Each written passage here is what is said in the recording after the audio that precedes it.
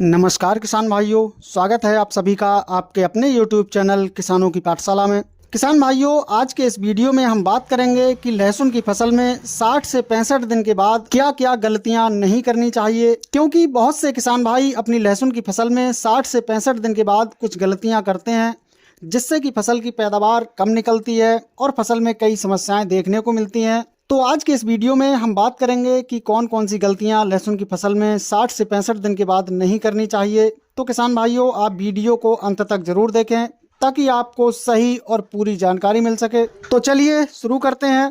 किसान भाइयों, अगर आपकी भी लहसुन की फसल 60 से 65 दिन की हो चुकी है तो सबसे ज़रूरी आपको ये ध्यान रखना है कि फसल में 60 से 65 दिन के बाद यूरिया या किसी भी नाइट्रोजन युक्त खाद का फसल में उपयोग नहीं करना है। यानी कि इस समय आपको फसल की वानस्पतिक वृद्धि के लिए किसी भी ग्रोथ प्रमोटर का उपयोग नहीं करना है, क्योंकि फसल में 60 दिन के बाद कंदों का विकास होना शुरू हो जाता है और इस समय फसल को नाइट्रोजन जैसे वानस्पतिक वृद्धि करने वाले किसी भी ग्रोथ प्रमोटर की आवश्यकता नहीं होती है।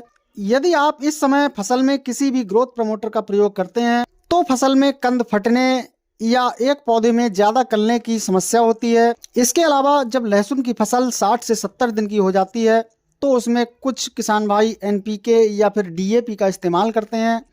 तो इस समय आपको फसल में एनपीके या डीएपी का इस्तेमाल नहीं करना है, क्योंकि किसान भाइयों 60 दिन के बाद फसल में कंदों का विकास होना शुरू हो जाता है तो फसल में ज़्यादा पोटास की आवश्यकता होती है। तो इस समय आप फसल में म्यूरेट ऑफ पोटास का इस्तेमाल कर सकते हैं। म्यूरेट ऑफ पोटास के आपको 60 दिन के बाद लहसुन की फसल में बहुत अच्छे रिजल्ट देखने को मिलेंगे। इसके अलावा किसान भाइयों, जब आपकी लहसुन की फसल 60 से 70 दिन के आसपास की हो जाए तो उसमें आपको ज़्यादा और बार बार सिंचाई ना करनी है, क्योंकि ज़्यादा और बार बार सिंचाई करने से मिट्टी कठोर होने की संभावना रहती है, जिससे कंदों का विकास अच्छी तरह से नहीं हो पाता है। इसके अलावा किसान भाइयों, आपको अपनी लहसुन की फसल में 60 से 70 दिन के बाद एनपीके 05234 और बोरान का स्प्रे करना है, जिससे कि फसल में कंद अच्छी तरह से विकास कर सकें और फसल से आपको एक अच्छा उत्पादन मिल सके।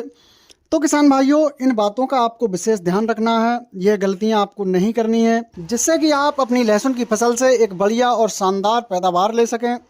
किसान भाइयों, जानकारी पसंद आई हो तो वीडियो को लाइक एवं शेयर जरूर करें।